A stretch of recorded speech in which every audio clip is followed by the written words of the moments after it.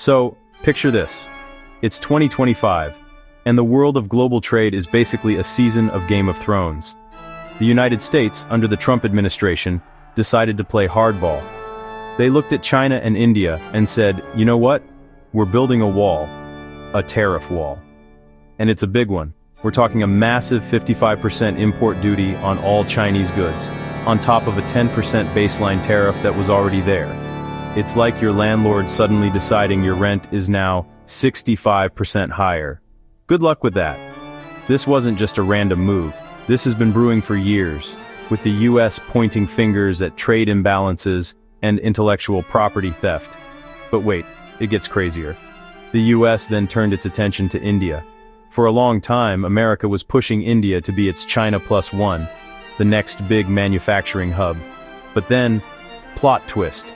The US slapped India with a staggering 50% tariff on all its imports. Why?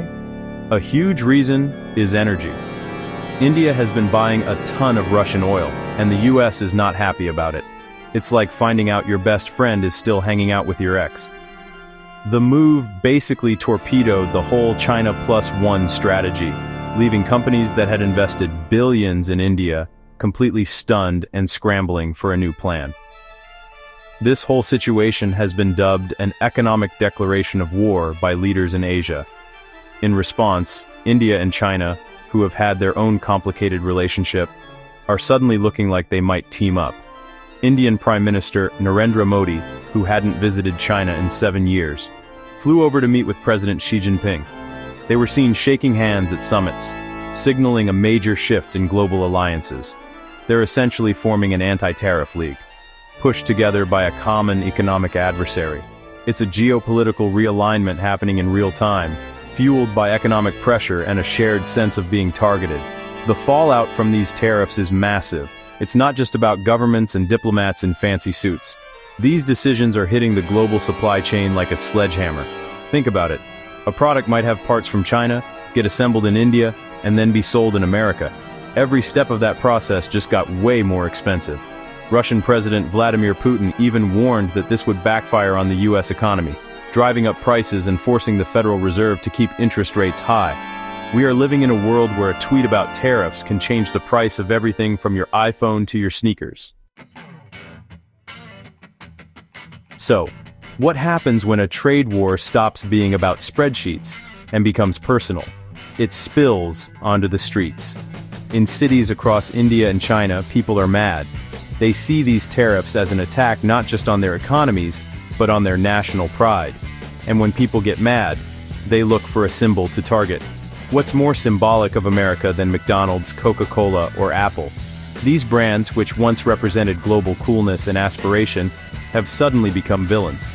They are the faces of the economic enemy, and people are letting them know it. This is where social media pours gasoline on the fire. Hashtags like #boycott American goods, Atmanirbhar Bharat, and even #boycott Big Mac started trending like crazy on platforms like Twitter, Weibo, and Instagram. Suddenly, drinking a Coke or eating a McDonald's burger isn't just a snack, it's a political statement.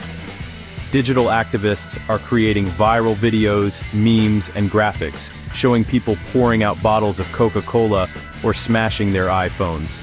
These campaigns are incredibly effective because they tap directly into a potent mix of nationalism and consumer anger, spreading the message of boycott to millions in a matter of hours. The protests aren't just online either. We're seeing actual demonstrations outside McDonald's restaurants and Apple stores.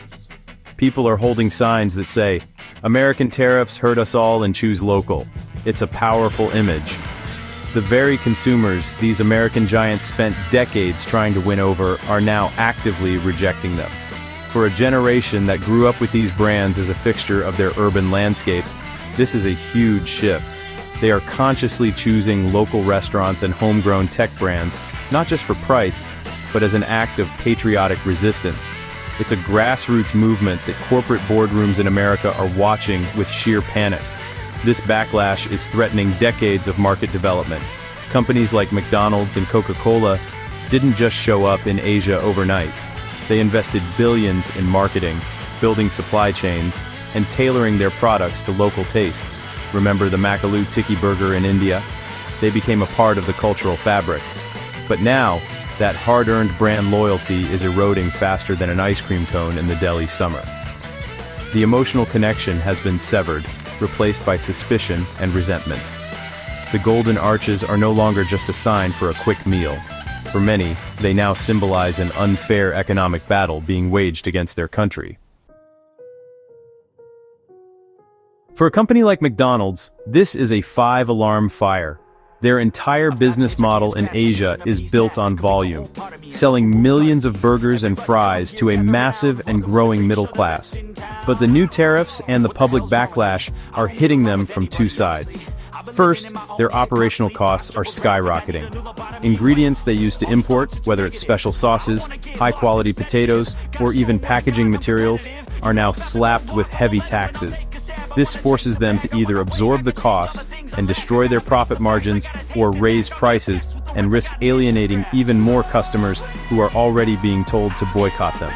It's a classic lose-lose situation. In response, McDonald's is trying to do damage control, but it's like trying to patch a sinking ship with duct tape. Their first move has been a massive PR campaign emphasizing their local connections. You'll see ads that scream, "We're more Indian than you think." They highlight how many local farmers they work with, how many local citizens they employ, and how their menu is customized for Indian tastes.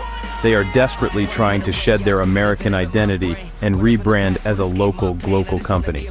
The goal is to remind people that the McDonald's down the street is run by their neighbors, not by some faceless corporation in Chicago. But that's not all. They are also being forced to radically rethink their supply chains. The Made in America label, once a mark of quality, is now a liability. So McDonald's is scrambling to source 100% of its ingredients locally within India and China. This is a monumental task. It means finding new suppliers, ensuring they meet global quality standards, and reconfiguring logistics that have been in place for years. While this move is born out of crisis, it could have a long-term benefit of making them more resilient and locally integrated. However, in the short term, it's a logistical and financial nightmare. The biggest question for McDonald's and other American brands is whether any of this will be enough. Can a clever marketing campaign truly overcome a wave of nationalist fervor? When a customer walks past a McDonald's and sees a local street food vendor right next to it, the choice is no longer just about taste or price, it's about identity. It's about supporting your own community in a time of perceived economic attack. McDonald's is discovering that a brand can spend 30 years building a positive image, only to see it threatened overnight by geopolitical forces far beyond its control. The future of their Asian operations hangs in the balance. So, what does the future hold? For American companies in Asia, the business-as-usual model is dead. The trade wars of 2025 have fundamentally changed the game. Companies that relied on stable, predictable global supply chains are now facing a chaotic and uncertain landscape. Many are being forced to consider a strategic retreat. We might see a wave of American brands scaling back their operations in China and India, or even exiting these markets altogether if the political climate doesn't improve. The dream of 1 billion new customers is turning into a nightmare of boycotts and balance sheet losses. The risk might just be too high. This crisis is also accelerating the rise of local competitors. For years, homegrown brands in India and China struggled to compete with the marketing budgets and global prestige of giants like McDonald's and Apple. But now, they have the ultimate advantage. They are local. Consumers are actively seeking them out, driven by a desire to support their national economies. This isn't just a temporary trend. It's a structural shift. The boycotts are giving these local companies a once-in-a-generation opportunity to capture market share and build lasting brand loyalty. We could be witnessing the birth of the next generation of Asian mega-brands, forged in the fires of this trade war. For the average customer, this new world is a mixed bag. In the short term, it could mean higher prices and fewer choices, as tariffs make imported goods more expensive and some foreign brands disappear from shelves. However, in the long run, it might lead to a stronger domestic market with more vibrant local options. The push for self-reliance could spur innovation and quality improvements in homegrown products. Your next favorite burger or smartphone might not come from an American company, but from a startup in Bangalore or Shenzhen. The global marketplace is being redrawn, and consumer habits are being redrawn with it. Ultimately, this entire saga is a powerful lesson in the fragility of globalization. We used to think that economic interdependence would make the world more peaceful and connected, that a country with McDonald's would never go to war with another. But 2025 has shown us that business and politics are deeply intertwined.